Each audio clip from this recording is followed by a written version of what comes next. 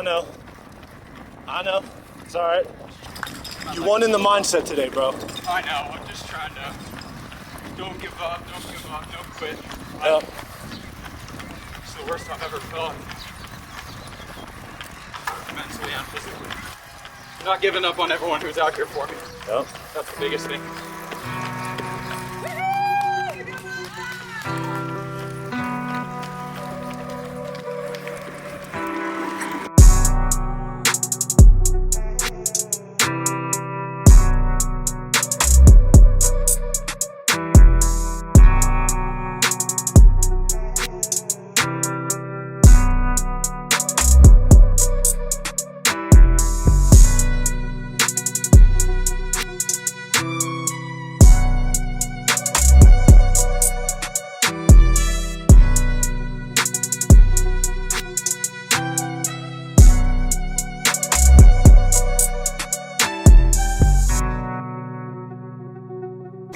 Testing. Yep.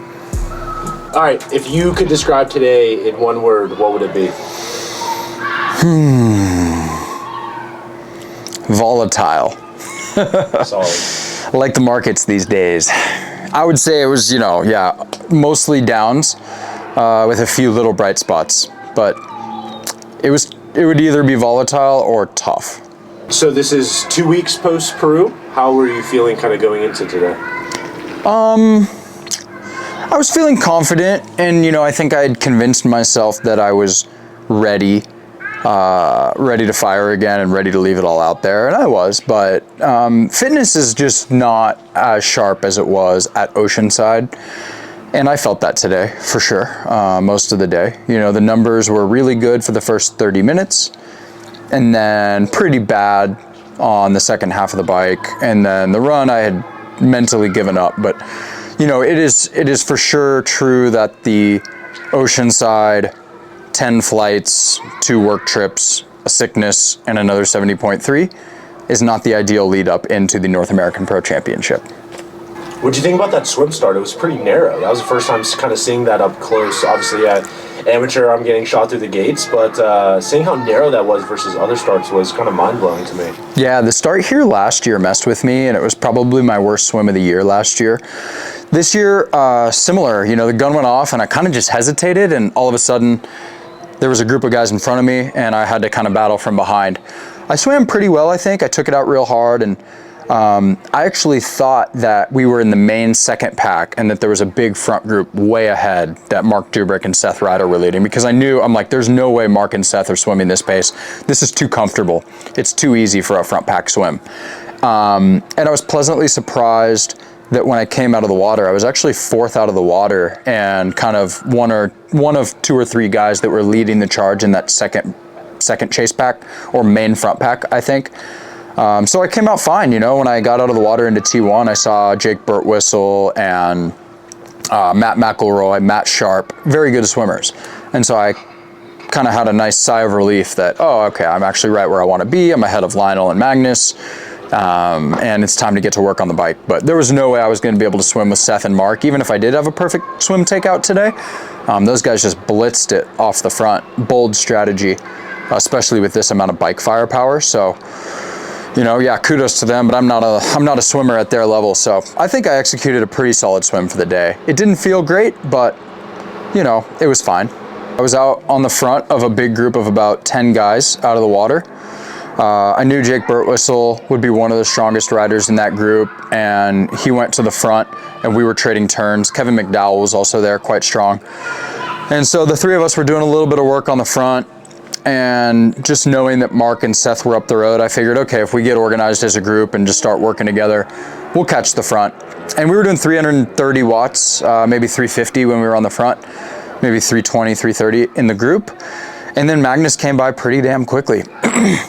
I saw Magnus come by, and it was right before the big steep climb, which is about 5 minutes at mile 8 or 9 out of Sand Hollow. And I said, all right, this is the train. This is the Magnus train. And I've been visualizing this moment for the last 2 weeks.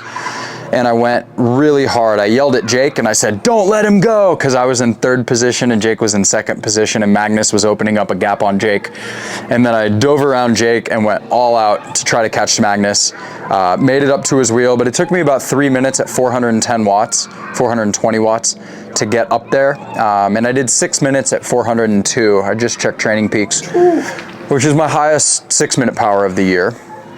And finally got his wheel, cresting the climb, and I turned around and no one was there. So I knew I had broken free and I was on the Magnus train going to the front of the race.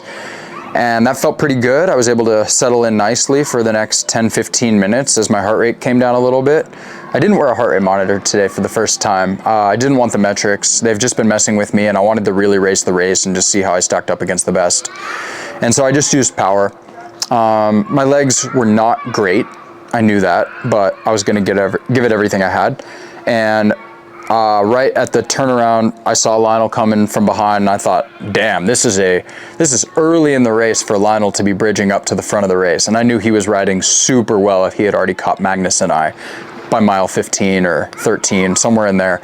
And right when Lionel passed me, you know, I was on the limit, and Lionel came by me, and I, you know, started slotting in behind him as I was drifting back, and you have 25 seconds to drop back, and I was kind of right in the middle of that dropping back when my tire just blew. And it's never happened to me. I've never flatted in a race, so I was a bit surprised, and it was pretty obvious. It just was like a poof explosion.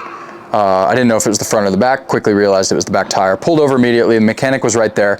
Unfortunately, the Ironman, mechanics are only carrying aluminum wheels with crappy tires and 11-speed Shimano. I had 12-speed SRAM, which was the gearing setup that I knew I needed for St. George, and I actually undergeared this race with a 56-43 2x, knowing I had the 10-speed small gear. And even then, all the top riders were running 60, 62. Sam Long had a 66-tooth 1x. So as one of the stronger riders, I had the lowest gear setup for the downhills, and I was already a little bit worried about it. But unfortunately, that 11-speed gear that they gave me, it only went down to an 11 cog, and my shifting didn't even get into the 11 cog. So I was stuck in a 13-tooth Shimano. So I basically, for the rest of the ride, was spinning out as soon as I would hit 36 miles an hour, which is pretty much a death sentence in St. George because there's so many fast downhills. So every time, as I started riding again, I spent 1 minute and 40 seconds on the side of the road, which is not terrible. Should theoretically be enough to get back in the race, but I don't know. I think you're losing 2 or 3 minutes at least from moving from a $3,000 disc wheel to a crappy aluminum training wheel. And then when you can't spin on the downhills, I would just get dropped every time I would get with a group. As soon as the downhills would hit, they'd hit 42, 44, they'd still be pedaling, and I'd be stuck. So that was tough, mentally, just over and over. Werf and Colin Such came by, I rode up the climb with them, and then as soon as we hit the downhill, I got dropped. And that was the story all day. Marquardt came by, I got dropped. Hansen came by, I got dropped. I was just getting dropped all day on the bike, which is not a fun feeling and not something I'm very used to. So pretty tough mental day, to be honest. Remind me again, what was the mantra? Well, the mantra started with have no fear, and then it became don't give up and have no quit. I think that's what you yelled at me around mile 35. Yeah.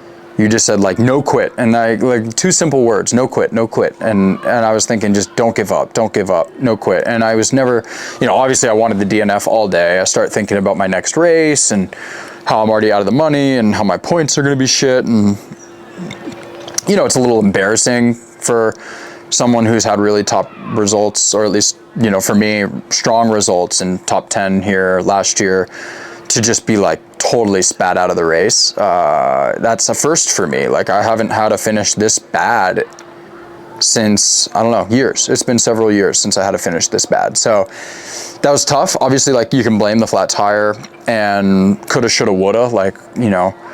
You spend a lot of time the rest of that ride thinking, man, what if I hadn't flatted? Would I still be in that front group as they ride by on the out and backs? And so it's just, it's tough to just crawl your way back into the race. And, props to the guys who start in the back of the race out of the swim, like a Trevor or a Sam. I mean, you got to just fight all day to get into the race. And this was an experience I haven't had before, where you fall out of the front of the race and then you've got to fight your way back, and I just didn't have it today. We don't have to get into the run too much, but kind of what were you thinking starting that run? Obviously not the day you were happy, but then you have to go in. It's starting to get really hot. I think it started to reach like mid 80s at that point when you started running. What was your thought process going into that? Yeah, I mean, I got dropped the whole way down Snow Canyon, unfortunately, because I couldn't pedal. So when I got into T2, I was just thinking, all right, are you going to DNF or are you going to finish the race? And I was going to finish the race. I mean, I wanted this to, I started thinking of it as a training day. I was like, all right, the only reason you're racing at this point is to finish for Pride, because it's the final St. George. And I was like, there's no way I'm not going to finish St. George. St. George is too special to me, and I've had too many amazing memories here to end up on the side of the road as my final memory. Like, that would be a terrible way to remember this place. And I was just like, I'm just going to soak it in, I'm going to enjoy it, and I'm going to get another good run stimulus in my legs, because my running is getting a little bit better. And so I just figured, all right, we're going to go for a nice tempo run right now. And so I started off pretty conservatively. The first 5K was fine. But unfortunately, then I had a stomach issue that I think had been plaguing me for a couple days. I've just had some, without going into all the details, like anyone who's watching this who's a triathlete knows what stomach issues mean.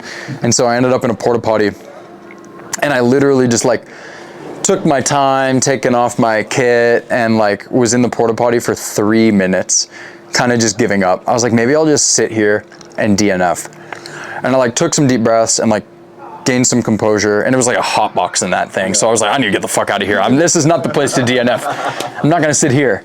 So got back out on the course and started running well again, or like running okay again, and then this guy passed me, double digits. I don't know his name, but he was an Air Force guy, and he was like, I know his name. He's like, yeah, you can overlay the name. He just followed me on Instagram. Nice. Shout out him because I liked him. Mark Romano. He's the man. Pleasure to meet you, Mark. He ran by me. He's like, you're such a fucking inspiration. I was like, dude, how am I an inspiration? I'm jogging right now. And I just said, thanks, bro. Have a great run. And he just like gapped me by like a solid 50 to 100 feet.